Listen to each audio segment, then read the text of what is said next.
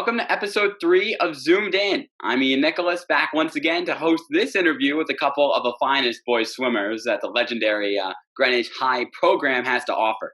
Today, I welcome our senior captains, Alex Plavoukos, James Pascale, and Nick Malchow.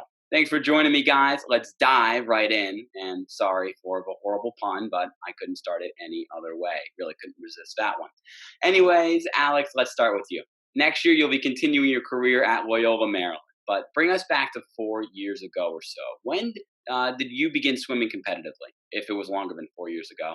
And what are your expectations? What were your expectations, I should say, for your high school swim career freshman year entering such a historic program?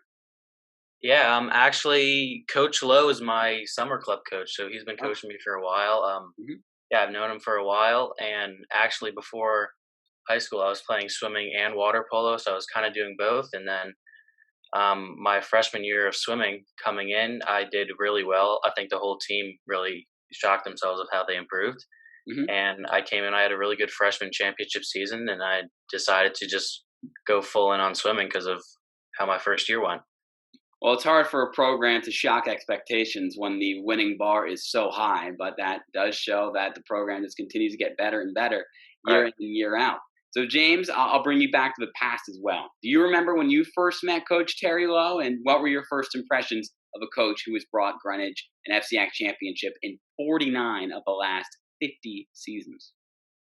Absolutely. Actually, like Alice said, I also used to swim for a summer club Oh, back. there we go. Nick and I actually both swim for Roxbury, which was a club that competed with Rock Union. I always remember how Coach would always set up his team as organized as possible. He ran it almost like he does with the high school team. Now, Mhm. first real one-on-one meeting with him was during our first goals conference in my freshman year, and I'll never forget how only how kind he was, but I could really feel his sense of ambition and his strive to really get us as a team to succeed. And he talked about what sort of goals not only I want to set for myself, but what as a team we should be trying to strive for. And that's something I feel has helped him win these past 49 out of 50 years, and something he definitely will continue to do until the end of his career. Yep, I think any coach that you talk to, really in any sport, will tell you that goal setting for players is one of the most important parts of the process. So, Nick, speaking of championships, you've been part of championship teams year in and year out. Describe the standard that Coach Lowe expects his swimmers to put in the pool. And are there any famous mantras or quotes from him that come to mind that he's constantly barking or cycling through in practice? Yeah, so like James was saying, Coach Lowe is known for his ambition. He is a super competitive person, and he wants all of us to do super well in the pool when we're competing and also at practice. So he is always expecting like the highest level of effort every single practice. He's always pushing us on. Um, I can't think of any specific quote or mantra, but I Hmm. do know that in practice, he is always just constantly pushing us on, yelling, go faster, um, helping us correct our technique. And it's a great way to push us on when we really feel like we're so exhausted. He really pushes us and motivates us, and it's a great way to see what we're capable of. Yep, he's really testing your limits, and it really does take a special kind of athlete at Greenwich High to go through his program and to have that kind of success because it does not seem easy. So, Alex, back to you, and let's shift our focus to this upcoming season now. Describe how much swimming and conditioning you and the team were able to get involved with before last week when practices started, and how prepared were you all physically to get this season started under these COVID conditions? Yeah, I think just speaking for me, swimming wise, I actually had COVID before the season, so Oh, I couldn't get in the pool. But also, they kind of put a hold on all these winter sports and clubs. So mhm. James and I are on the same club team. Nick's like down the road, so it was really hard to get in because we weren't allowed to have any practices. So Mhm. I think we kind of managed how we could. We got in like maybe an hour of swimming every other day or something like that. So I think, at least speaking for me and the three of us, I'm pretty sure we weren't in the best condition coming in.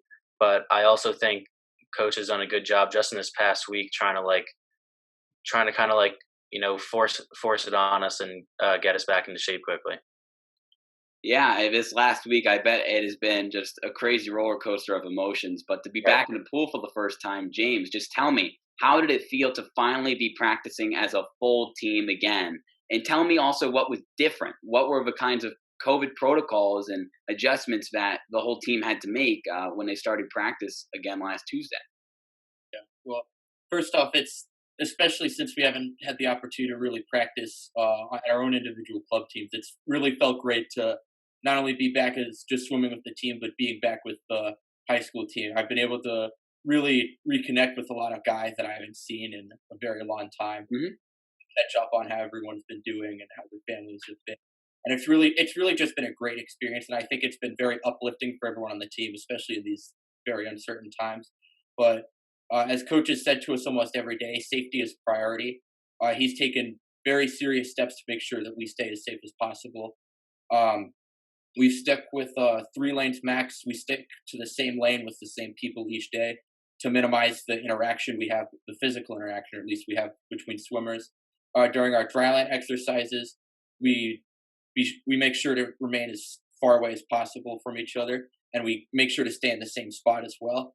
Now, since COVID makes things complicated, as I'm sure I don't need to tell you, Yeah. we unfortunately won't really be doing our typical weight sessions this season. Um, Mhm. we are planning to continue our medicine ball training, obviously with the same partners and keeping as distance as possible. Um, and obviously, we're going to be sure to write down all of our equipment. And this year, so far, we haven't had any serious incident with COVID yet, and hopefully that continues. Yep, I'll keep the fingers crossed for you. And Coach Lowe, he's been here, done that for 5 decades. This is probably going to be the craziest adjustment he's ever had to make, but it seems like he's got the right mindset to get it done. And lastly, to our future U Penn swimmer, Nick, tell me, although you know you're going to continue your career out of college next year in swimming, what does it mean for you that you'll be having a senior season with the kids that you swam alongside with for at least 4 years, if not longer? And where were you when you heard the news that it was a go officially from the state that you'd be getting the season? Yeah, this is awesome that we're even able to get like pretty much anything in. We know that a lot of the earlier sports this year have been canceled, or haven't really been able to do much. Hmm. But I'm very thankful that being in the pool, we're allowed to be spread out a little bit more, and we're allowed to compete in meets, though they may be virtual meets. We're still able to see what we can do, Hmm. and it's not really the same thing that it's been the past few years, but it's something, and that's better than nothing for sure. And it's great to spend this last year as a captain with these guys, and as a senior. It's always something you look forward to as a freshman, trying to experience that senior competition. Um, I think I was probably just at home, but I was really excited to hear and see what we're going to be doing. And I think that, despite everything, we can still have a great season. I really love the optimism there, and it's great to see you guys finally coming full circle, freshman year to senior year. It flies by so quick for us high schoolers. It's good to know that you will be getting some form of the season, and that you guys are all very excited and on the same page. So anyway, that wraps up episode 3 of Zoomed In. Want to thank Alex, James, and Nick once again for taking the time to talk with me today. Best of luck to all of you this upcoming season. Not like you need any for the Greenwich boys team. You guys are phenomenal every single year. Anyway, make sure to follow the Rudin Report on both Twitter and Instagram for all updates with the upcoming FCAC Winter Sports season. And follow me, Ian Nicholas, because heck, I'm greedy for the social media love. See you next time.